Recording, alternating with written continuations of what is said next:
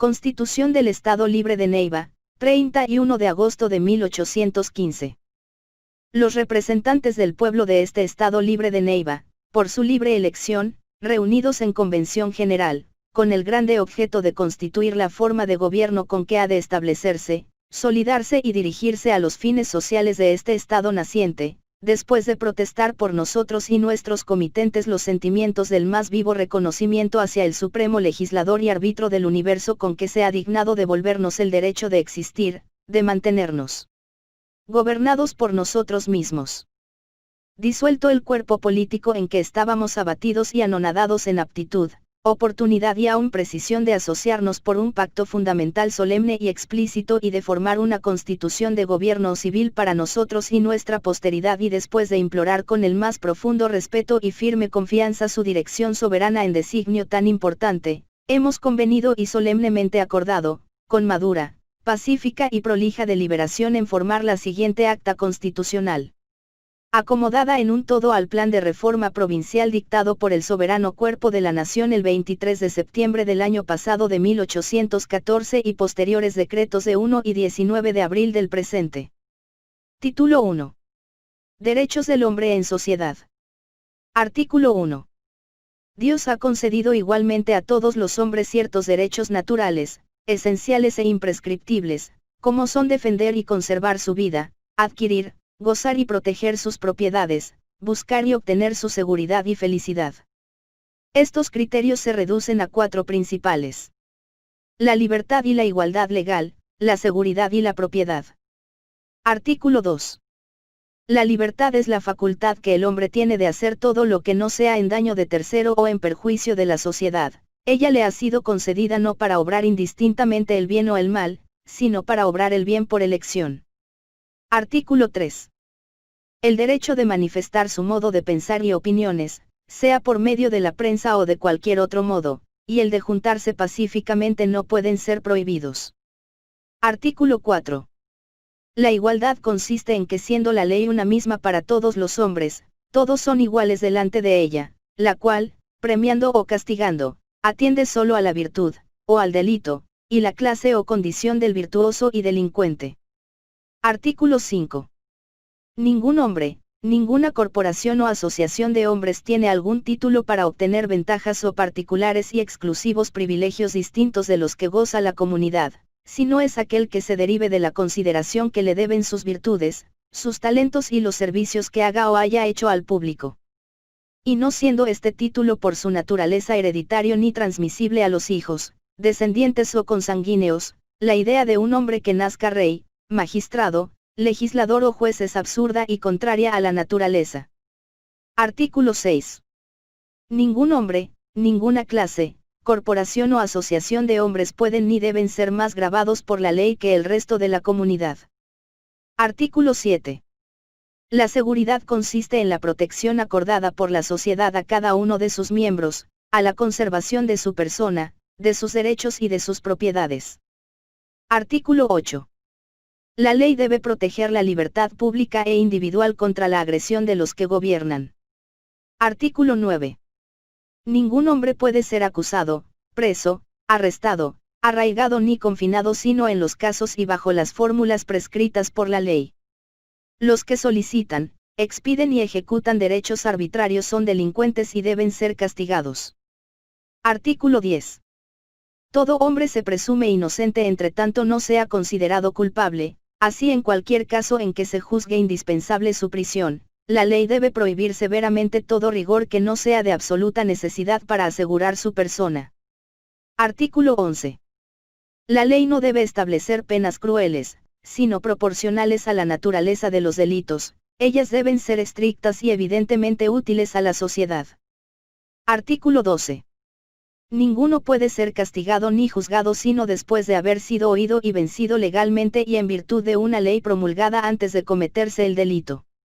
Las leyes que castigan acciones, que precedieron a su existencia y que solo por ellos han sido declaradas criminales son injustas, tiránicas e incompatibles con la libertad.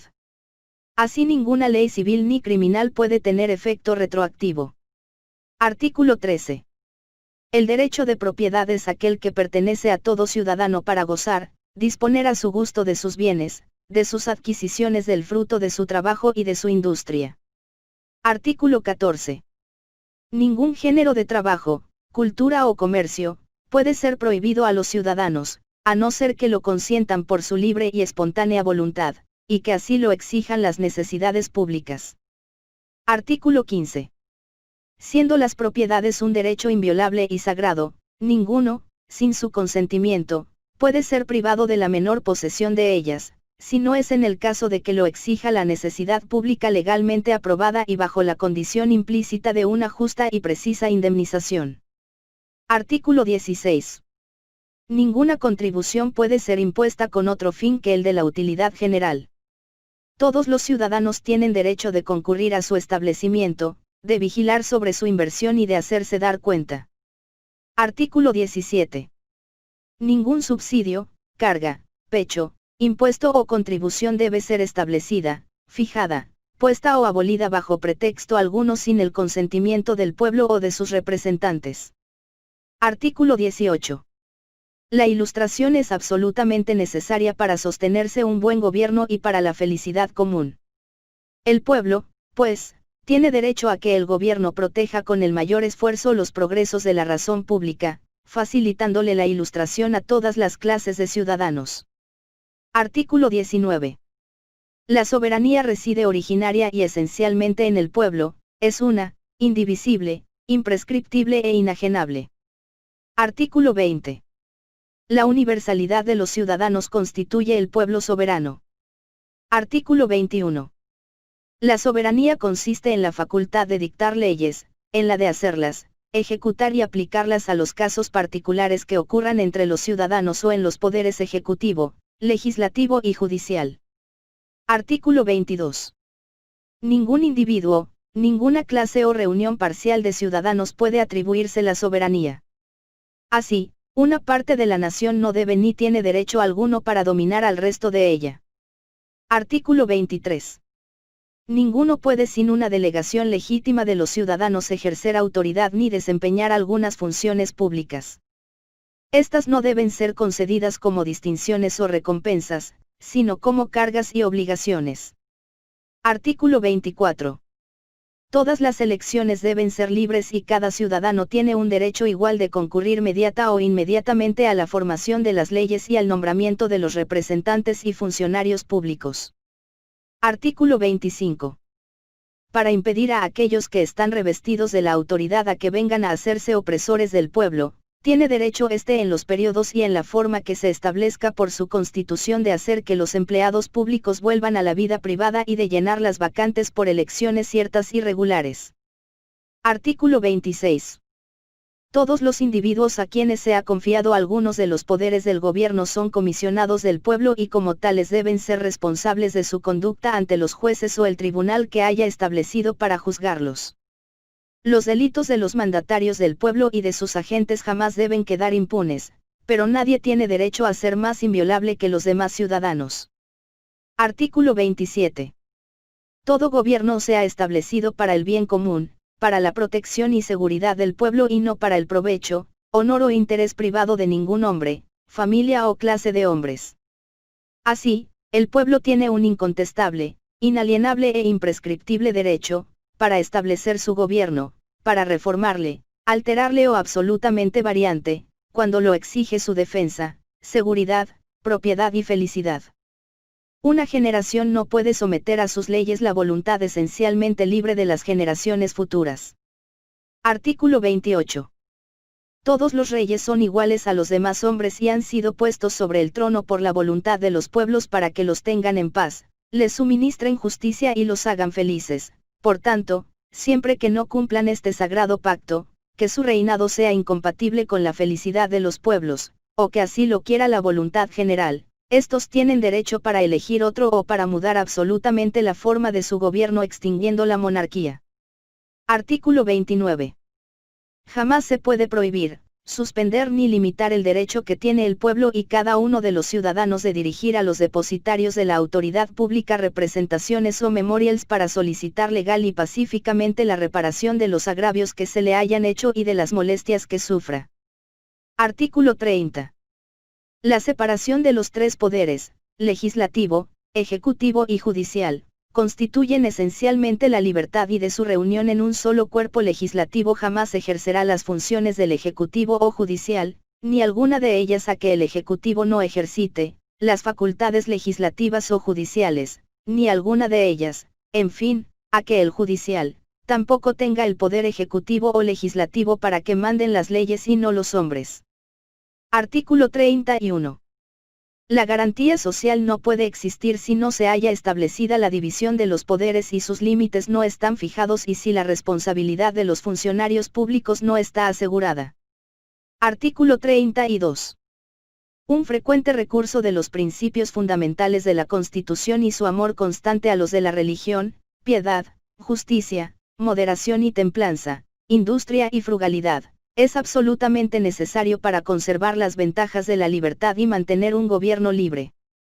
Por consiguiente, el pueblo debe poner una particular atención a todos estos principios, al tiempo de elegir los empleados y representantes. Teniendo derecho para elegir a sus legisladores y magistrados, la más exacta y rigurosa observancia de ellos en la formación y ejecución de todas las leyes necesarias, para el buen gobierno del Estado. Artículo 33.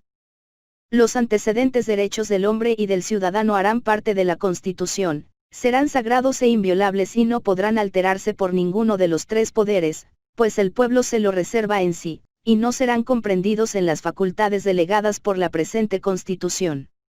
Sección 2. Deberes del ciudadano. Artículo 34. La Declaración de los Derechos del Hombre contiene las obligaciones de los legisladores, la conservación de la sociedad, pide que los individuos que la componen igualmente conozcan y llenen sus deberes. Artículo 35.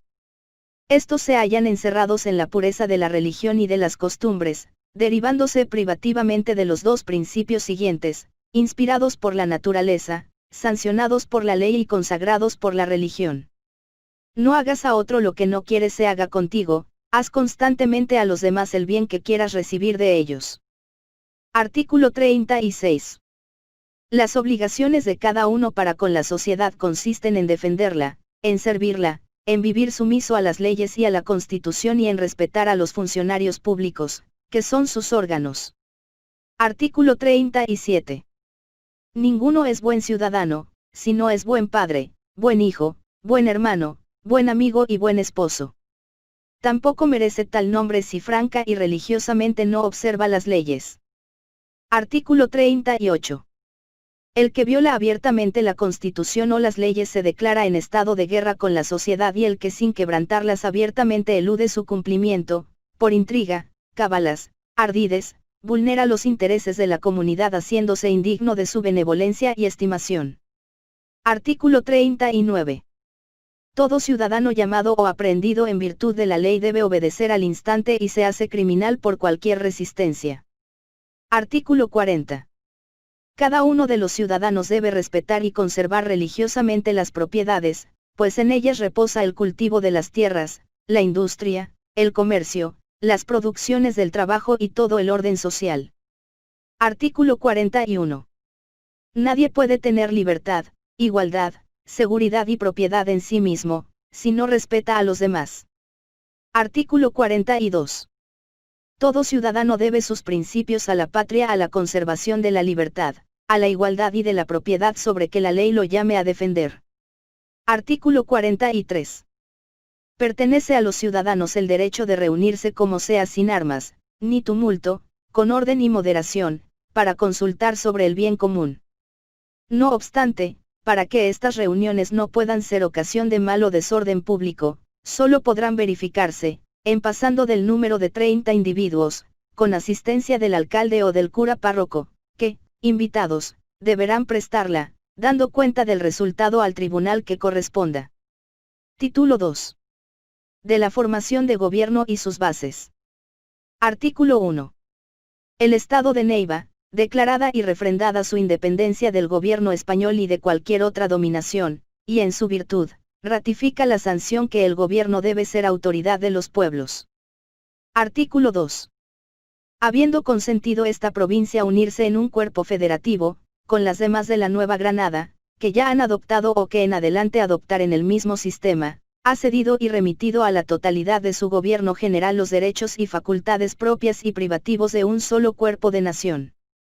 Conforme al Acta Federal, consintiendo además que por ahora quedan concentrados en el soberano Congreso las dos ramas de Guerra y Hacienda, junto con las demás facultades que las Provincias Unidas le han delegado y se hallan contenidas en el Plan de Reforma del 23 de septiembre de 1814 y posteriores decretos del 1 y 19 de abril del presente año. Artículo 3. Pero el Estado de Neiva será gobernado bajo la forma de una república representativa. Artículo 4. Los poderes de la administración pública que la provincia se ha reservado, formarán 3 departamentos separados, y cada uno de ellos será confiado a un cuerpo particular de magistratura, a saber, el poder legislativo a un cuerpo particular, el ejecutivo a otro segundo cuerpo y el judicial a un tercero. Ningún cuerpo ni persona que pertenezca a estos departamentos ejercerá la autoridad de alguno de los otros dos. Artículo 5. Todo lo que se obrare en contradicción al artículo que antecede, será nulo, de ningún valor ni efecto, y el funcionario o funcionarios infractores serán castigados con la pena que asigne la ley a los perturbadores del orden y usurpadores de la autoridad. Artículo 6. El Poder Legislativo, que según el plan y decretos referidos en el artículo 2 reserva la provincia, reside en el Colegio o Asamblea Provincial. El ejercicio del Poder Ejecutivo corresponde al Gobernador del Estado, el Poder Judicial a la Alta Corte de Justicia de las Provincias Unidas, residente en Santa Fe. Artículo 7. Entre tanto que el cuerpo soberano de la nación toma en consideración las leyes que nos rigen para acomodarlas a la forma de gobierno, se declaran dichas leyes en toda su fuerza y vigor conforme al artículo 72 del Acta Federal. Artículo 8. Todo el que sea nombrado para algún empleo u oficio de esta República, al posesionarse de él deberá jurar amar el buen desempeño de sus funciones, el sostener la Constitución del Estado. Título 3. De la religión. Artículo 1. Reconoce este Estado y profesa la religión católica, apostólica, romana la única verdadera y la religión del Estado. Ella subsistirá siempre a sus expensas conforme a las leyes establecidas en la materia. Artículo 2. No se permitirá otro culto público ni privado. Artículo 3. No pudiendo haber felicidad sin libertad civil ni libertad sin moralidad, ni moralidad sin religión, el gobierno ha de mirarla como el vínculo más fuerte de la sociedad, su interés más precioso y la primera ley de la República. Por tanto aplicará toda la atención, a fin de sostenerla y hacerla respetar con su ejemplo y con su autoridad. Artículo 4. Las dos potestades, temporal y espiritual, representarán los límites racionales de su autoridad respectiva, procediendo en armonía y con mutuo sostenimiento a llevar a cada cual en su línea el grande objeto de la felicidad pública. Artículo 5. El derecho de proteger al ciudadano contra la fuerza de los tribunales eclesiásticos es inherente e indivisible de la soberanía. Artículo 6. La autoridad civil auxiliará y prestará mano fuerte a la eclesiástica con discernimiento en sus casos, como hasta ahora aquí, pero en ninguno le exigirá el auxilio de sus armas. Título 4. Del Poder Ejecutivo. Artículo 1. El ejercicio del Poder Ejecutivo en este Estado lo tendrá el gobernador de él. Artículo 2. El gobernador del Estado lo es responsable de todas las providencias que dicte en el ejercicio del Poder Ejecutivo. Artículo 3. Él será nombrado por el Colegio Electoral. Durará 2 años, y gozará de un sueldo moderado, podrá ser reelecto por una sola vez. Artículo 4. En los ramos militar y de Hacienda obrará como dependiente del Poder Ejecutivo o Gobierno General, a quien es responsable de su conducta. Artículo 5. Ejecutará con la más escrupulosa puntualidad sus órdenes, principalmente las relativas a la defensa común. Artículo 6. El Poder Ejecutivo comprende el ejercicio de todas las funciones relativas al gobierno político y económico del Estado en todo lo que no sea legislativo, contencioso y propiamente judicial, con sujeción a las leyes. Artículo 7. En representación del Estado por lo respectivo a las relaciones exteriores, el gobernador mantendrá sus comunicaciones y llevará su correspondencia con todos los estados de la Unión. Artículo 8. Su primera obligación será poner en práctica y velar que tenga puntual cumplimiento en todas sus partes esta Constitución. Artículo 9. A él corresponde hacer, promulgar y poner en ejecución las leyes que dicte el Poder Legislativo, y el derecho de objetarlas en la forma que se dirá en su lugar. Artículo 10. Todos los establecimientos públicos dedicados a la instrucción pública de la juventud, fomento de la agricultura y de la industria, prosperidad del comercio y generalmente al bien, y el florecimiento del Estado, estarán bajo de su inmediata protección para que se llenen sus fines y no decaigan ni se introduzcan en ellos abusos contrarios. Artículo 11. El Poder Ejecutivo tiene derecho de convocar al cuerpo legislativo en sesión extraordinaria para que tome resolución en algún caso, o negocio urgente en que sería peligroso esperar a sesión ordinaria. Artículo 12. Asimismo, puede indicar al Poder Legislativo las materias que en su concepto exigen resolución con fuerza de ley, y éste debe darles el lugar que merecen en sus obligaciones. También le comunicará por mensaje cuanto figure digno de ponerse en su noticia o consideración, por relativo a sus atribuciones, por interesarle al Estado o de otro modo grave e importante. Artículo 13. Si el Poder Ejecutivo tiene aviso de que se trama invasión o exteriormente alguna conspiración contra el Estado, puede dar de propia iniciativa decretos de prisión, arresto o arraigo contra los que se presuman autores, cómplices o sabedores de ella, y para declarar el hecho podrá por medio de uno o más comisionados de su satisfacción, pero precisamente los han de hacer actuar la competente justificación. Mas deberá poner en libertad si los hallare inocentes estos presos dentro del 5º día. A los arrestados dentro de 8, y a los arraigados dentro de 15, o entregarlos con la causa iniciada al juzgado que corresponde y que los juzgue según las leyes si los hallare culpados. Artículo 14. En otros casos podrá disponer la prisión o arresto, pero dentro de 48 horas deberá poner al preso o arrestado a inspección del juez competente, con noticia de la causa, para que tome conocimiento o de libertad si el caso no mereciere más procedimiento. Artículo 15. Para ser gobernador del Estado se requiere indispensablemente ser hombre libre, granadino, con la edad de 25 años, con instrucción en materias de política y gobierno. Propietario o que viva de sus rentas sin dependencia, ni a expensas de otro. Artículo 16. Por muerte, enfermedad u otro motivo que impida al gobernador el desempeño de sus funciones entrará a ejecutarlas el teniente gobernador. Artículo 17. El gobernador no podrá salir por ningún motivo del territorio del Estado, y si lo hiciere quedará por el mismo hecho suspendido del gobierno, pero podrá, por sí o por medio de comisionados, y sin gravar en cosa alguna a los pueblos, visitar a los departamentos del Estado. Artículo 18. El gobernador obtendrá en todos primeros lugares de la provincia los mismos honores y atribuciones que en la capital. Artículo 19. El gobernador que sale deberá dar al que entre una relación exacta del Estado y de la provincia, sus progresos y deterioros, y sus causas, proyectos y obras públicas concluidas, o ya principiadas, y en pliego separado le instruirá del estado de sus relaciones exteriores, y de las negociaciones y tratados pendientes ajustados en los términos que permita el artículo 43 del Acta Federal. Artículo 20. El gobernador, al tomar posesión de su empleo, prestará juramento de cumplir bien y legalmente con las funciones de su ministerio conforme a esta Constitución, ante el presidente del colegio electoral o el sujeto a quien este cuerpo comisione.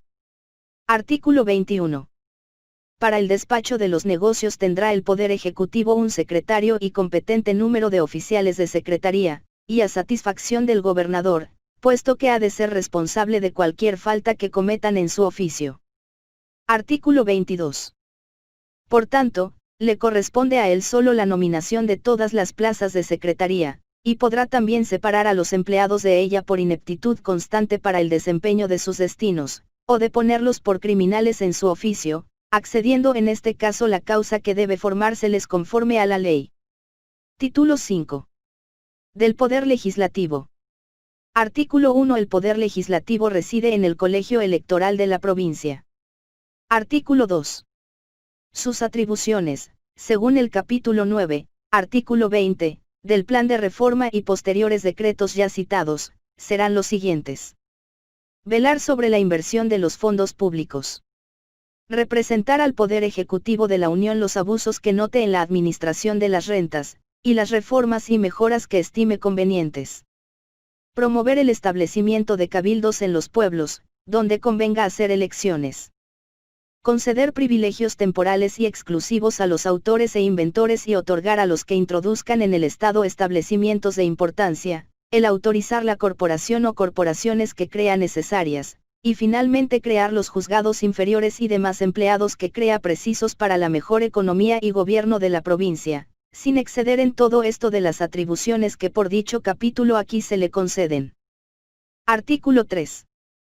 El Poder Ejecutivo no puede entrar en negociaciones con ninguna de las Provincias Unidas sin que la legislatura haya antes consentido en sus bases y artículos fundamentales sobre qué debe tratar, ni se concluirán ni ratificarán definitivamente sin su aprobación. Artículo 4.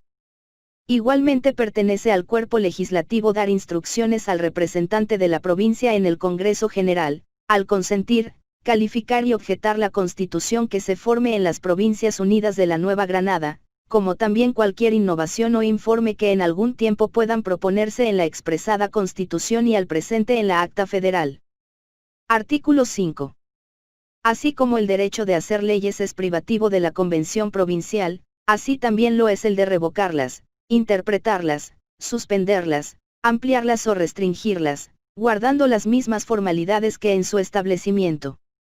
El Poder Ejecutivo y el Judicial deberán seguirlas a la letra, y en caso de duda consultar al Legislativo. Artículo 6. El cuerpo legislativo en sesión puede asimismo castigar con prisión a cualquiera persona que insulte, ofenda o desprecie la dignidad del cuerpo conduciéndose en su presencia desordenada o irrespetuosamente, o de otro cualquier modo. Mas si la gravedad del desacato pidiere pena mayor que la prisión por 48 horas, deberá ser entregado el ofensor al juez que corresponde para que lo juzgue de acuerdo a las leyes. Título 6. Del Poder Judicial. Artículo 1. El Poder Judicial consiste en la autoridad de oír, juzgar y fenecer las diferencias, demandas y querellas que se susciten entre los ciudadanos pronunciando la determinación de la ley, y en la de aplicar la pena que ella impone al delincuente. Artículo 2.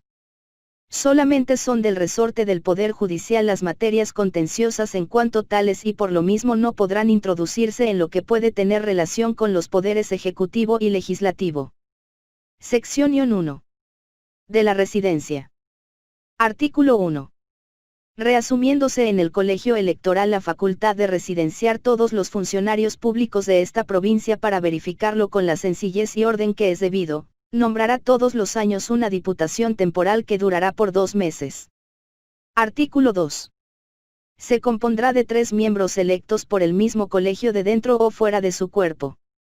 Artículo 3. No podrán ser a un tiempo miembros de esa comisión los ascendientes o descendientes o parientes hasta el 4º grado civil de consanguinidad y 2º de afinidad, ni tampoco los ciudadanos que están sujetos a residencia. Artículo 4. Estando presentes los sujetos electos para esa diputación, prestarán el juramento de cumplir fiel y lealmente con los deberes de su destino, ante el presidente del cuerpo que los elige, y si ausentes, ante el gobernador de la provincia, luego que comparezcan a consecuencia de habérsele comunicado su nombramiento. Artículo 5. Instalada la comisión, nombrará para su presidente uno de sus miembros, y para el despacho en los negocios de su incumbencia, un secretario de fuera de su cuerpo, a no ser que tenga por conveniente actuar con el escribano. Artículo 6. El presidente convocará ocasionalmente la comisión cuando fuere necesario. Artículo 7. Inmediatamente que se instale circulará por todos los departamentos del Estado la lista de los funcionarios que han concurrido, convocando a los que se sientan agraviados para que dentro de 2 meses ocurran a producir contra ellos sus quejas o demandas, en principio de residencia, relativas al ejercicio de sus funciones, pero no las relativas a sus conductas de opiniones privadas. En el concepto de que cerrada la evidencia no podrán ya ser acusados o juzgados en algún tiempo en razón de los empleos que obtuvieron. Artículo 8. Para que los ciudadanos agraviados y que puedan con mayor facilidad proponer sus querellas, la comisión diputará en cada cabildo un individuo para que ante él hagan sus gestiones aquellos, dando cuenta sus descargos a la misma comisión dentro del previo término de un mes. Artículo 9. Ella, en vista de lo anotado, pronunciará su sentencia de acuerdo a las leyes que traten la materia y al mérito del proceso. Artículo 10. Los subdelegados, antes de entrar en el ejercicio de su destino, prestarán juramento de que habla el artículo 4. Ante el presidente de la comisión, o el sujeto que determine al efecto. Artículo 11. En el mismo día en que se abre el juicio de residencia en la capital se abrirá asimismo en los departamentos. Artículo 12. Cuando acontezca que sea residenciado alguien que sea pariente de uno de los miembros de la comisión, se abstendrá de conocer en aquel negocio y se procederá al nombramiento de un conjuez, que lo harán los otros dos individuos de ella. Lo mismo se ejecutará en caso de recusación. Artículo 13. Ningún funcionario público podrá ser electo para el destino que ocupaba ni para otro alguno, sin haber sido primero residenciado. Artículo 14. Si durante el receso del colegio electoral ocurriese algún motivo de queja por haber algún funcionario quebrantado la Constitución, o cometido algún atentado contra el ciudadano que exige pronto remedio, o le cause daño irreparable, si se aguardan por el tiempo asignado para la residencia, se ocurrirá entonces a la Corte de Justicia de las Provincias Unidas, a quien para estos casos se le conceden las atribuciones de un Senado conservador. Sección 2. De los tribunales de apelación y jueces de primera instancia. Artículo 1. Un teniente letrado conocerá como juez mayor de primera instancia de todos los negocios contenciosos de gobierno, hacienda y policía. Será dotado competentemente del Tesoro Público y no podrá percibir derecho alguno o vencional de las partes en el despacho de las causas. Artículo 2. Serán de su conocimiento todas las materias económicas, contenciosas, administrativas, de policía, gobierno y hacienda. Pero no tendrá la administración de justicia civil, ni criminal entre parientes, que debe reservarse a los alcaldes regidores de los pueblos en primera instancia. Artículo 3. Continuará en su oficio por el espacio de 2 años. Será nombrado por el colegio electoral al tiempo de nombrar el gobernador y podrá ser reelecto por una sola vez. Artículo 4. Por muerte, ausencia, enfermedad u otro impedimento del teniente lo sustituirá el abogado que nombre el Poder Ejecutivo, que despachará interinamente durante los motivos que hayan dado lugar a la destitución, o se reúne el colegio electoral para que haga la elección del propietario. Artículo 5. Para ser teniente, a más de la calidad de abogado, se requieren las mismas que para ser gobernador del Estado. Artículo 6. 2 alcaldes ordinarios, elegidos anualmente por el pueblo, administrarán en primera instancia la justicia civil y criminal como hasta aquí. Artículo 7. Los alcaldes ordinarios no deben admitir demanda o queja alguna por escrito sin que primero hayan hecho comparecer ante sí, y en presencia del escribano, las partes contendoras y sus abogados y defensores si quisieren traerlos. El actor expondrá su demanda, y el demandado la contestará, y después de conferenciadas las acciones y excepciones con los documentos o razones en que funde cada cual su intención, procurará el juez reducirlos a concordia o amistosa transacción, sentándose de todo por el escribano circunstanciada diligencia, que será principio del proceso en caso de no avenirse las partes, o de que la naturaleza del pleito no lo permita, y la falta de esa diligencia inducirá nulidad en todo lo que se actuare sin ella. Artículo 8. No habrá apelación para los cabildos. En los lugares donde haya jueces ordinarios se apelará de sus sentencias en causas civiles, siempre que la cantidad en cuantía no exceda de 200 pesos. Para ante ellos mismos, esta es del que pronunció la sentencia para ante el compañero, proponiendo cada parte 2 letrados regidores de hombres buenos en el mismo escrito de apelación para que, admitida, el juez elija uno por cada parte con quienes asociado se determine la segunda instancia. Lo mismo se practicará para la tercera y última, que solo tendrá lugar si la sentencia de la segunda fuese revocatoria en todo o en parte de la primera, y también para decidir si es o no de concederse la apelación negada por el juez de primera instancia si la parte insiste en que se le debe conceder. Artículo 9. Los recursos del artículo anterior solo tendrán lugar consintiéndolo ambas partes, y por tanto, si alguna quisiere que se lleven al Tribunal Supremo de Justicia deberá llevarse, pero jurando que en ello no procede por ánimo de agraviar o molestar injustamente a su adversario, sino porque en su conciencia cree que en el lugar no le pueden administrar justicia bien e imparcialmente, cuyo juramento no será necesario en las causas que pasen de 200 pesos. Artículo 10.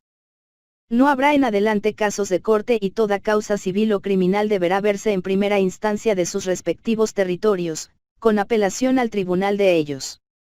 Artículo 11. Del teniente gobernador y de los alcaldes y juzgados ordinarios en primera instancia de todo el Estado se apelará ante el Supremo Tribunal de Justicia de las Provincias Unidas de la Nueva Granada, residente en la capital de Santa Fe, en todos los asuntos contenciosos y de gobierno, hacienda, policía, justicia civil y criminal, según el decreto del Soberano Congreso expedido en 1 de abril del presente año. Sección 3. De las municipalidades y jueces subalternos. Artículo 1.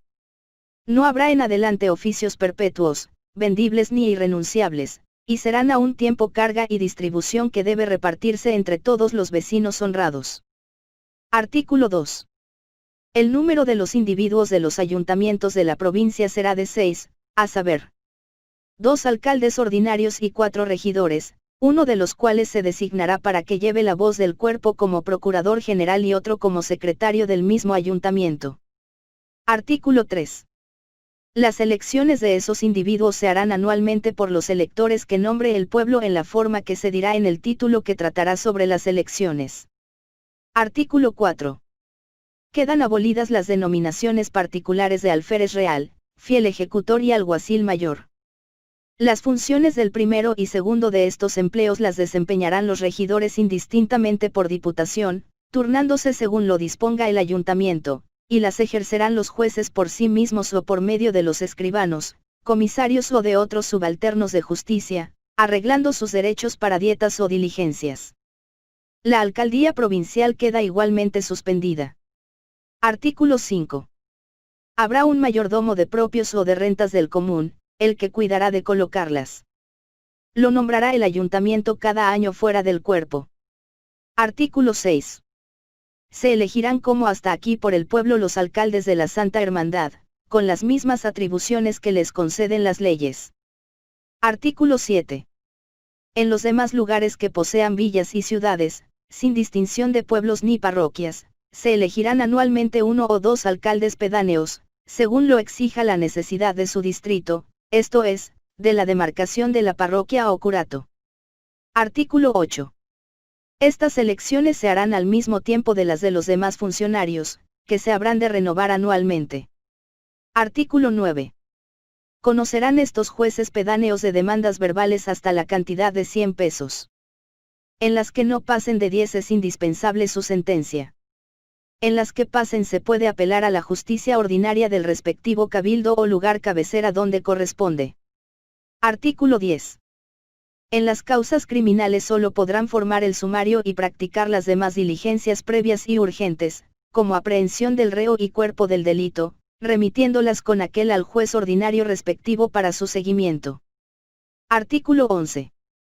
Habrá en cada cabildo un escribano del mismo, ante el cual harán todos los instrumentos públicos que sobre sus contratos celebren los ciudadanos, cuidará del archivo, con él actuarán el teniente de gobernador y los alcaldes ordinarios y, en fin, ejercerá todos aquellos actos y según las leyes han ejercido los escribanos del número. Artículo 12. Los ayuntamientos tendrán facultad para elegirlos, con tal que el sujeto que entre a ejercer este ministerio sea hombre de buena fe y de tener conocimientos en las máximas forenses. Artículo 13. No podrán los cabildos expedir el título de escribano al electo sin que haya sido primero examinado por el teniente de gobernador y se haya hallado apto para ejercer su destino, sobre lo que deberá informar al respectivo ayuntamiento. Artículo 14. Los mismos ayuntamientos tendrán facultad para señalarles el signo con que hayan de signar los victos que lo requieran. Artículo 15. Continuarán en su ministerio durante su buen desempeño y percibirán los derechos conforme al arancel. Sección 4. De algunas disposiciones relativas al Poder Judicial y a la Administración de Justicia. Artículo 1. No solo se confirma la abolición total de la tortura, sancionada ya por el honor de la humanidad, la vergüenza de la razón, los clamores de la naturaleza y el espíritu de la religión, sino que se prohíben las penas no acostumbradas o de exquisita crueldad, la confiscación general de bienes, las multas ruinosas y el que se exijan fianzas y seguridades excesivas. Artículo 2. Toda pena, por lo que tiene de tal, será determinada por la ley y ninguna se dejará al arbitrio del magistrado.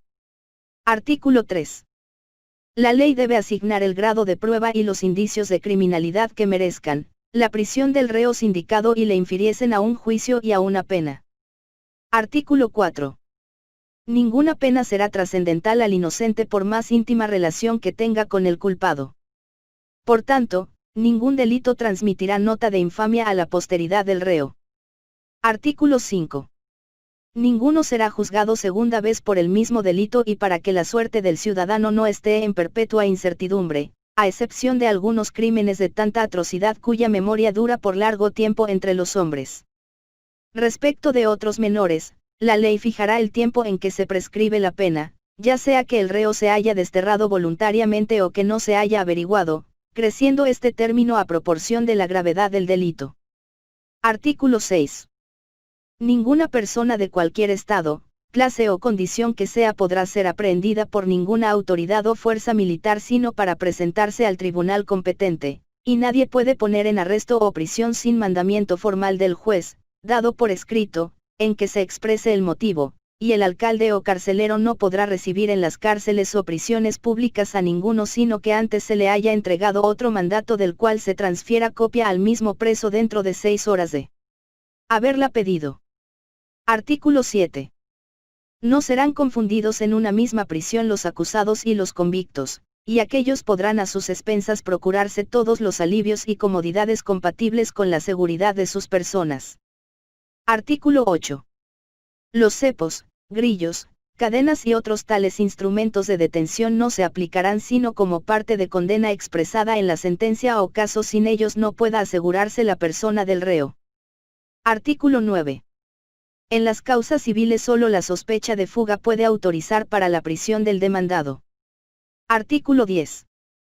El deudor fallido no será reducido a prisión siempre que justifique su inocencia. Artículo 11. Dentro de las 48 horas de presa o arrestada una persona en virtud del mandato judicial del juez, oficiado asociado de asesor si fuere lego, de 2 colegas y el escribano, se hará comparecer en su juzgado, auxiliado de defensor o defensores que le dirijan y elija ella misma si quisiere, y también a los testigos de cargo y defensa, y oídos sus testimonios, como las respuestas del acusado y consejo del asesor, todo en acto continuo y en audiencia pública, observando que no consta que se haya cometido el delito, o que no pide más procedimientos la causa ni otra pena, o que no hay justo motivo ni suficiente fundamento para hacer sospechoso al preso o acusado, será puesto absolutamente en libertad, mas resaltando todo contrario se pondrá, dando fianza y seguridad competente, como sea caso en que la ley permita este remedio, pero de no serlo deberá volver y continuar en la prisión, sin recurso alguno. Artículo 12. Donde no hubiere letrado, el juez, aunque sea pedáneo, se acompañará de 4 hombres buenos del pueblo, y procederá con ellos y testigos a falta de escribano, como se dispusiere en el artículo anterior. Mas siendo el resultado contrario al preso y el juez pedáneo, lo remitirá al ordinario respectivo en conformidad con el artículo 10 de la sección 3 de este título. Artículo 13. La habitación de todo ciudadano debe ser un asilo inviolable. De noche ningún juez o tribunal podrá entrar o allanarla sino en clase de auxilio, como en un incendio u otra calamidad, o por reclamación que provenga de la misma casa, o cuando lo exija algún motivo urgente y de estado. Expreso el mandato judicial formal y por escrito, con previa limitación al objeto y fin que motiva la entrada o allanamiento. Artículo 14. El derecho de seguridad del ciudadano condena los registros y embargos arbitrarios no solo de su persona, sino de su casa y domésticos, papeles, bienes y posesiones. Por tanto, es injusto y opresivo todo mandato judicial dirigido a aquellos fines que no se haya expedido en los precisos casos con la justificación de un fundamento o necesidad o formalidades prescritas por la ley y que no indique señalados lugares, personas u objetos que han de ser registrados, presos o embargados de que no podrá excederse en la ejecución, todo bajo responsabilidades del juez y del ejecutor. Artículo 15. Ningún juez o tribunal administrará justicia sino en un juzgado o lugar público destinado, o que se determine al efecto. Se exceptúan las demandas menores verbales y providencias más urgentes para contener los delitos y para mantener el orden y tranquilidad. Artículo 16. Los trámites judiciales serán públicos, la confesión del reo, el examen y confrontación de los testigos y las partes, la votación o sentencia de los jueces. Las partes, de conformidad, pueden renunciar a la publicidad de sus causas particulares, y la ley puede poner excepción o limitación en algunos casos que ella misma determine y señale, en que por sus circunstancias especiales la publicidad traería perjuicios mayores que sus ventajas. Artículo 17. Ninguna persona estará obligada a responder a cargo que se le haga por algún delito sin que éste se le manifieste o describa clara, llana y plenamente. Artículo 18. En ninguna causa civil o criminal se expondrá al reo o demandado a la necesidad de jurar o dar prueba contra sí mismo, y cualquier declaración que se le exija, ya se llame confesión o declaración de inquirir, se hará sin juramento. Lo mismo se entenderá lo dispuesto en sus causas criminales respecto de su esposa, ascendientes, descendientes y hermanos. Artículo 19. La parte contra quien se produzcan testigos tiene derecho a presenciar sus declaraciones, a reconvenirlos y hacerles preguntas a su vez en el acto y todo en público. Artículo 20. El preso o arrestado será accesible y comunicable después de la confesión a todo el que tenga aviso y auxilio que darle para su defensa o consuelo y alivio en su situación. El mismo puede hacer venir a cualquiera que tenga que decir algo a su favor, producir cuanta prueba contribuya a su causa, hablando plenamente en su defensa por escrito y de viva voz, por sí o por medio del defensor que elija, aunque no sea letrado, del cual podrá asesorarse y tomar consejo en cualquier acto o diligencia del juicio. Artículo 21. Las partes y sus defensores podrán en todo tribunal citar las leyes y autoridades responsables que apoyan su sentencia, y no se oirán en ellos las cláusulas suplicatorias y captación de venias con que el ciudadano ha sido obligado a degradar sus derechos, sus quejas y reclamaciones. Artículo 22. No hay juez ni juzgado que no pueda ser revisado, y el derecho de revisar con causa justificada es ilimitado. La ley pondrá un freno a la calumnia y detracción, señalando penas a los que justifiquen una causa injuriosa, pero no sujetará al recurrente a consignación o fianza. Tendrá el término que le fije la ley, calculando de manera que impida los abusos maliciosos, pero que deje un justo espacio a su ejercicio. Artículo 23. El juez recusado se separará enteramente del consentimiento de la causa. Artículo 24. Ningún magistrado o tribunal tiene autoridad para contar causa alguna, y siendo criminal, aunque la parte ofendida condonare la ofensa y los daños que repetiría o podría repetir. Artículo 25. El magistrado deberá seguir en todo la letra de la ley, determinar su espíritu. Cuando fuere dudosa pertenece privativamente al poder de que dimana, a que deberá consultarse en los casos que la letra ofrezca dudas y perplejidades. Artículo 26. En el momento en que un acusado sea absuelto debe ponérsele en libertad sin carcelaje. La prisión que ha sufrido no será tacha a su opinión y fama delante de la ley. Artículo 27. La ley no armará el brazo de un ciudadano contra otro poniendo a precio su cabeza, por más criminal que sea. Artículo 28. Lo dispuesto en esta sección no comprende a la milicia, precediéndose en esta materia conforme a ordenanzas, leyes militares y demás datos y órdenes. Artículo 29. Los jueces ordinarios no percibirán derechos ni costas procesales por las actuaciones que ante ellos pasan. Artículo 30. La Convención Provincial tendrá cuidado de formar un reglamento para el gobierno económico de los cabildos y lo comunicará a ellos oportunamente. Título 7. De las elecciones. Artículo 1. Todo ciudadano que tenga las cualidades prescritas por la Constitución tiene derecho a concurrir por sí o por medio de su apoderado a la elección de los funcionarios públicos. Artículo 2. Las cualidades necesarias para tener en ejercicio este derecho son la de hombre libre, vecino, padre o cabeza de familia, o que tenga casa poblada y viva de sus rentas o trabajos sin dependencia de otro, y serán excluidos los esclavos, los vagos, los que tengan causa criminal pendiente o que hayan incurrido en pena, delito o caso de infamia. Los que en su razón padecen defecto contrario de discernimiento y, finalmente, aquellos de quienes conste vendido o comprado votos en las presentes y pasadas elecciones y de adulterarlas. Artículo 3. En uso de ese derecho, las elecciones que deben hacerse anualmente a efecto de renovar los empleados en el orden y forma que prescribe la Constitución, las parroquias darán su poder a los apoderados capitulares para que éstos los den al colegio electoral. Artículo 4. Podrá ser apoderado de un parroquiano cualquier vecino del departamento, y de departamento, cualquier vecino del Estado o de alguna de las Provincias Unidas de la Nueva Granada, residente en él a tan corta distancia que pueda concurrir oportunamente. Artículo 5. Con presencia del censo parroquial elegirá cada parroquia los apoderados que le correspondan según su población para que, concurriendo con los otros del departamento al lugar de su cabecera, nombren los individuos que debe dar el colegio electoral. Por cada 500 habitantes nombrará la parroquia un apoderado, por un sobrante que llegue a 250 nombrará otro y por pequeña que sea no le faltará uno. Artículo 6. Aunque no es necesario que el apoderado electo por la parroquia sea vecino de ella, deberá, sí, residir a tal distancia que oportunamente pueda comunicársele el nombramiento. Expondrá sus legítimos impedimentos, si los tuviere, y procederá a nueva elección. Artículo 7. En las elecciones de parroquia de las ciudades y villas donde la votación sea dispersa por la dificultad de hacerse simultáneamente, los que las presidan, consultando el padrón de la parroquia y usando de sus conocimientos y noticias privadas, procurarán frustrar los de la intriga, los manejos colusiones del interés particular, asegurándose de la vecindad y demás cualidades necesarias en los que se presenten a sufragar. Artículo 8.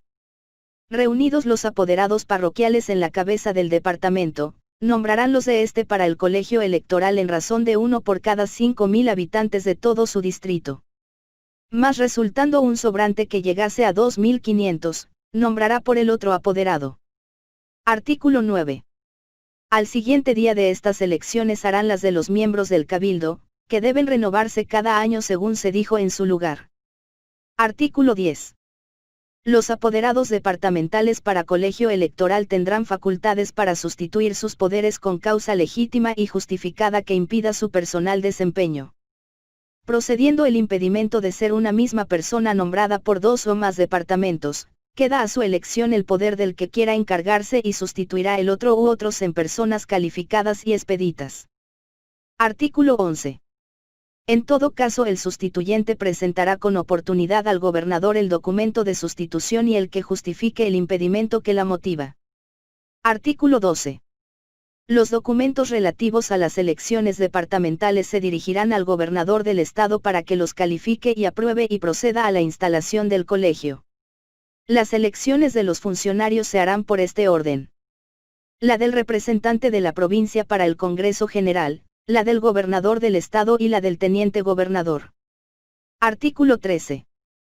Como norma para las elecciones y otros objetos interesantes al gobierno, el Poder Ejecutivo dispondrá que se forme con la posible eficacia, exactitud y brevedad el censo general del Estado, con expresión del sexo, estado, edad, calidad, género de vida u ocupación de los que sean padres de familia y de los esclavos con toda claridad y distinción. Artículo 14. Las elecciones ordinarias de cada año se harán sin esperar convocatoria del Poder Ejecutivo, pero éste comunicará oportunamente las prevenciones extraordinarias o innovaciones sancionadas relativas a las elecciones. Artículo 15. En toda elección deberán concurrir por lo menos las 2/3 partes de los que tienen derecho a sufragar y, concurriendo estas, la falta voluntaria o involuntaria de los demás no embarazará la elección. Artículo 16. Los votos serán públicos y la pluralidad absoluta, esto es, un voto más de la mitad de todos se necesita y basta para que haya y se entienda legítima la elección. Artículo 17. Cuando haya de elegirse para dos o más empleos semejantes, como 2 o más plazas de un mismo cuerpo, se votará en un acto para tantas personas cuantas sean las plazas que deben proveerse, y serán los elegidos aquellos que resulten con más de la mitad de los votos del total de los electores presentes. Artículo 18. Respecto de aquellos en quienes no recaiga la pluralidad absoluta y en cualquier otro caso en que no concurra a favor de ninguno se procederá a nuevo escrutinio, y si aún éste no la fijare, el cuerpo electoral discutirá y resolverá si ha de confirmarse con la pluralidad relativa o si ha de ocurrirse al sorteo en un número de personas duplo o triple del que se busca y tomando de las que hayan tenido más votos o si ha de precederse por elección contraída en igual conformidad. Artículo 19. La instrucción o reglamento de elecciones se formará por la Convención Provincial o Cuerpo Legislativo y el Ejecutivo le circulará por el Estado a quienes corresponda. En él se fijarán las épocas de las elecciones parroquiales y de las capitulares o de departamento, dando el intervalo de tiempo suficiente de aquellas a estas a las últimas de la capital para que puedan hacerse las comunicaciones, reemplazos y reuniones correspondientes en cada una. Se detallarán las formas de proceder y las prevenciones que se juzguen oportunas para evitar fraudes, arbitrariedades y colusiones. Asegurar el orden y tranquilidad de las elecciones, y que éstas recaigan en personas dignas de la confianza de los pueblos. Título 8. Del Colegio Electoral. Artículo 1. El Colegio Electoral o Asamblea Provincial se compondrá de los diputados de los pueblos de la provincia nombrados por los electores departamentales en razón de 1 por cada 5.000 habitantes, según se ha dicho en el artículo 8 del título 7. Artículo 2. El Colegio Electoral o Asamblea Provincial se reunirá todos los años en la capital el día 1 de enero, porque, aunque no tenga que haber elecciones anualmente, deberá congregarse en el concepto de que en ella reside el poder legislativo, según se ha dicho en el título 5. Artículo 3. En el caso de que los funcionarios públicos se hayan de renovar por el colegio electoral, los nuevamente electos serán posesionados el día 15 de enero, prestando individualmente el juramento prevenido por la Constitución ante el presidente del cuerpo, estando presente, y si ausente, ante el gobernador del Estado. Artículo 4. La Convención Provincial se mantendrá sin disolverse hasta el 1 de febrero a efecto de elegir otros individuos si alguno de los electos se excusa o si fuese objetado impedimento o tacha que deba impedir su posesión y si hubiere declarado legítima la excusa u objeción, como también para dar evasión a los negocios que le ocurrieran como cuerpo legislativo. Artículo 5. Congregados los diputados que hayan de componer la Asamblea Provincial el día señalado, entrará con ella el gobernador del Estado y los juramentarán en forma. Hecho esto se procederá a la elección de presidente, vicepresidente y secretario del cuerpo de los mismos individuos de que se forma, a menos que se tenga por conveniente que el secretario no sea del cuerpo, quien entonces podrá elegirse de fuera de él un sujeto que sea digno, concluido lo cual se retirará el gobernador del Estado a continuar en su ministerio. Artículo 6. Para ser miembro del colegio electoral han de concurrir en el electo las cualidades de su edad de 25 años, hombre libre nativo de la provincia o vecino de ella o de cualquier otra provincia de la Nueva Granada, sin que sea deudor de rentas públicas, siendo ya demandado. Tampoco deben ser admitidos los que tengan nota de infamia o causa criminal pendiente ni los que sean opuestos a la libertad americana, a menos que hayan dado indicios claros de haber rectificado su concepto. Tampoco lo podrán ser los que habiéndose contagiado con el detestable vicio de la embriaguez, aunque no sea continua, sino por intervalos. Artículo 7. Los que tengan las tachas anteriores, aunque hayan obtenido la elección popular, no podrán ser miembros de dicho cuerpo, pero esas tachas deberá declararlas el gobernador del Estado con vista de las pruebas que para ello se den, teniendo el mayor cuidado en verificar este asunto en que se interesa el honor del ciudadano, que tal vez podrá ser acusado por la malevolencia de sus émulos. Artículo 8. Prohibiendo los sagrados cánones y el Santo Concilio de Trento a los eclesiásticos, así seculares como religiosos, que se mezclen en asuntos del siglo, sin embargo que tengan voto activo en las elecciones, no podrán ser electos para los empleos de esta república ni tendrán lugar en corporación alguna de ella, sin que se entienda por esto que la provincia los mira con desprecio, pues bien sabido es que los eclesiásticos son verdaderos ciudadanos y uno de los principales apoyos de la sociedad. Artículo 9. El pueblo neivano podrá, por medio de su colegio electoral y en uso del derecho que se le ha reservado en el título 1 grado, artículo 8, deponer al gobernador y teniente de gobernador, siempre que estos no cumplan con los deberes de su destino, y nombrar otros en lugar de los depuestos. Artículo 10. Residiendo en el colegio electoral el poder legislativo, según se ha dicho en el título 5, toda ley, decreto o providencia que sea necesaria para poner en ejercicio las atribuciones que se le han concedido por el plan de reforma deben hacer en él. Artículo 11. Cualquier miembro de él tiene derecho de concurrir y proyectar leyes o hacer mociones en las materias que considere dignas de resolución. Artículo 12. Recibidas las mociones a puerta abierta o cerrada, a arbitrio del promotor, se tratará de su admisión o inadmisión a ser discutidas, reduciendo el punto a simple votación, pero por sí o por no que decidan la pluralidad. Artículo 13. Admitida la moción, las discusiones se harán en público, con libre acceso del pueblo, y serán nulas las que no se hicieren de ese modo, a menos que la naturaleza del negocio o alguna particular circunstancia pidan que sea discutida en secreto. Artículo 14. Toda moción ha de fijarse por escrito en sus precisos términos, los mismos en que si fuere aprobada haya de sentarse en el acta o acuerdo. Jamás se discutirá sin preparación y, por lo tanto, nunca en el mismo día en que la moción sea admitida. Artículo 15. Habrá más de una moción y antes de entrar en ella se leerá la moción en los términos en que se concibió, o en aquellos a que se haya reducido. Artículo 16. El autor de la moción es libre para abandonarla por convencimiento en contrario y él solo puede reformarla o consentir en que se reforme. Artículo 17.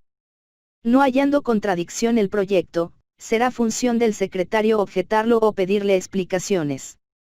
Artículo 18. En las discusiones no se hablará por orden de asientos, sino según lo que ocurra a cada uno. Cada opinante podrá hablar todo lo que quiera y no será interrumpido. Artículo 19. La diversidad de opiniones será tal que jamás un representante estará obligado a responder a ninguna autoridad por sus opiniones. Artículo 20. No se pasará de una materia a otra en una misma sesión sin haber concluido en la primera ley su estado. Artículo 21. El colegio podrá nombrar conciliares de dentro o fuera de su cuerpo para el examen de una moción o proyecto, y tomar todos los informes y esclarecimientos que juzgue oportunos para el acierto de sus resoluciones. Artículo 22. Serán admitidas y tenidas en consideración según su mérito las observaciones o reparos que cualquier ciudadano quiera presentar, por escrito, al proyecto de ley antes de votar, como sean sencillas, concisas y oportunas y en ellas se guarde la moderación, decoro y respeto debido. Artículo 23. No se procederá a votación mientras alguno de los miembros del cuerpo ofrezca producir en el acto alguna razón u objeción nueva en apoyo o contradicción del proyecto que juzgue digna de ser tenida en consideración. Artículo 24. Cualquier miembro puede proponer que los votos sean secretos, que lo sea el suyo, que se entienda literalmente y se franquee testimonio cuando lo pidiere la primera de estas proposiciones. Será luego resuelta por simple votación. Las demás deberán ser concedidas. Artículo 25. Discutida suficientemente la materia, volverá a leerse la moción y procederá a votarse, pues en ningún caso se aprobará o desechará un proyecto por aclamación, y siendo los votos públicos, se darán a todos simultáneamente. Artículo 26. Para que sea válida cualquier resolución se han de hallar necesariamente presentes las 2/3 partes de los miembros del cuerpo, que concurriendo estos la pluralidad absoluta hará la resolución. Pero bastará un número menor para prorrogar la sesión, requerir y apremiar a los que no hayan concurrido. Artículo 27. Resultando en la votación desechado el proyecto por la pluralidad, podrá volver a proponerse en el mismo colegio mejorado o reformado, pero en sus términos originales o idéntico en la sustancia hasta nuevo colegio. Artículo 28. Habiendo igualdad de votos en pro y en contra, volverá a discutirse la materia con más detención y se votará de nuevo, y si todavía resultaren iguales los votos se reservará el asunto hasta nuevo colegio. Artículo 29. Para la instalación del colegio electoral bastarán las 2/3 partes, siendo igualmente convocados los departamentos de la provincia. Artículo 30. Es obligación del presidente, y en su defecto del vicepresidente, mantener el orden y regularidad que es debido en los debates. Igualmente podrá convocar el cuerpo por medio de sus secciones a la hora y tiempo que lo crea más conveniente. Artículo 31. Cualquier ley, decreto o resolución que fuese aprobado por el cuerpo en términos expresados se comunicará al Poder Ejecutivo, a quien pertenece su promulgación, y esta comunicación deberá ir suscrita por el presidente y vicepresidente de la Convención. Artículo 32. El gobernador tiene el derecho de revisar y objetar todo proyecto de ley aprobado ya por la legislatura, y sin que le sea presentado no podrá tener fuerza alguna. Artículo 33.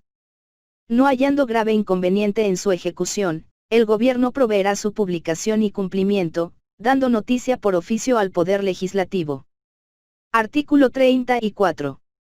Pero si en su ejecución notare inconveniente o considerable perjuicio público lo devolverá, expresando en el oficio de devolución las objeciones que le han ocurrido, y de hecho impondrá su publicación o las reformas o enmiendas que juzgue conveniente hacer en él. Artículo 35. En este caso el colegio examinará de nuevo el proyecto con las objeciones o alteraciones propuestas, y si después de ese segundo examen más de las 2/3 partes de la totalidad presente opina insistiendo en su publicación, bien sea en su texto primitivo o consintiendo en su reforma, le hará ley por el mismo hecho y le gestionará para que se promulgue. De lo contrario se suspenderá y quedará archivado. Artículo 36. También adquirirá fuerza de ley si al cuarto día después de que fue presentado el proyecto al gobernador, no contando el día de la presentación, no ha sido devuelto al colegio y se procederá desde luego a publicarlo. Artículo 37. Rehusando el Poder Ejecutivo u omitiendo publicar o hacer practicar una ley ya sancionada o introduciendo con repetidos hechos prácticas contrarias a ella o procediendo arbitrariamente contra clara y terminante disposición de la ley, habrá lugar por infractor de la Constitución o usurpador del Poder Legislativo para que el colegio le juzgue por sí o por medio de su comisión de residencia, según se ha dicho en el título que de ella trata, o cuando, disuelto el cuerpo elector, la Alta Corte de las Provincias Unidas de la Nueva Granada. Artículo 38. Ninguna ley, suspensión o restricción de ley podrá tener efecto retrógrado para el mismo caso que la haya motivado. Artículo 39. La Convención de las Provincias Unidas tendrá el tratamiento de Alteza Ilustrísima, y sus miembros, el de V.S. En materia de oficio, el gobernador del Estado tendrá el de Excelencia, y el teniente gobernador, el de V.S. Título 9. De la representación del Estado en el Congreso de la Nueva Granada. Artículo 1. Pertenece al colegio electoral la elección del representante que debe enviar el Estado al Congreso de la Nueva Granada. Cada 2 años se renovará el representante, pero no se entiende excluida por eso la facultad de reelegirlo si se juzgare conveniente. Es libre el Estado, en su colegio electoral, para revocarle el poder y subrogarle otro que lleve su representación cuando así lo tenga a bien. En la elección de representante observará el colegio electoral lo dispuesto para las elecciones de los demás funcionarios. El diputado electo recibirá los poderes e instrucciones del mismo colegio. Jurará ante el gobernador o su comisionado para el efecto de llenar fiel y debidamente la representación, poderes e instrucciones del Estado en el Congreso, sosteniendo sus derechos y promoviendo sus intereses y felicidad en armonía con los generales de la Federación. Al efecto el gobierno de las provincias cuidará comunicarle un ejemplar de la Constitución para que la tenga presente por lo que puede importar. Título 10. De la revisión de la Constitución. Artículo 1. El acto de revisar la Constitución corresponde al colegio electoral, viniendo autorizado para este efecto. La revisión nunca tendrá lugar respecto de sus bases, y aun respecto de los ramos secundarios nunca podrá hacerse en su totalidad, por partes y en diversos tiempos. No habrá revisión antes del día 1 de enero del año de 1820. A aquella fecha, y en adelante cada 9 años, será época de revisión ordinaria, es decir, que el colegio electoral vendrá facultado para tomar en consideración las observaciones y notas que por el gobierno o cualquiera otro tribunal, corporación o ciudadano se le presenten acerca de alguno o algunos de los artículos de la Constitución. Para revisión de la Constitución se observarán las mismas reglas que se han prescrito para la formación de cualquier ley. La pluralidad absoluta de los votos decidirá el punto y la resolución que se tome tendrá fuerza de Constitución. El colegio no podrá extenderse o prever otros puntos que los que le sean indicados, salvo el derecho que como ciudadano le compete a cada elector de proponer y motivar reformas y mejoras parciales en la Constitución. Conclusión. Y en virtud de los plenos poderes y amplias facultades con que los pueblos de este Estado han autorizado a sus respectivos representantes que componen la Convención Constituyente y Electoral para fijar las leyes fundamentales de su asociación y la forma de su gobierno, habiendo cumplido con este sagrado encargo esforzándose a desempeñar la confianza de sus comitentes en la redacción de este pequeño código, que comprende la una y las otras, desde luego le da toda su aprobación, confirmación y sanción, le ofrece y presenta al Estado como el instrumento público solemnemente tratado de nuestra alianza social y ordena y manda que como tal sea tenido, guardado, cumplido y observado en todas sus partes, así por los funcionarios públicos como por los ciudadanos de cualquier estado, clase y condición que sean, y que se publique, imprima y circule para que llegue a noticia y conocimiento de todos. Hecha en la ciudad de Neiva a 31 días del mes de agosto de 1815 y 4. De nuestra independencia, y para perpetua constancia firman los representantes que componen la Asamblea Electoral y Constituyente. Jorge Germídez, José Antonio Barreiro, Pedro Félix Durán, Francisco Félix Serrano, José Rafael Cabrera, Miguel Antonio Cuenca, José M. López Carballo, Fortunato M. de Gamba y Valencia, secretario. Julián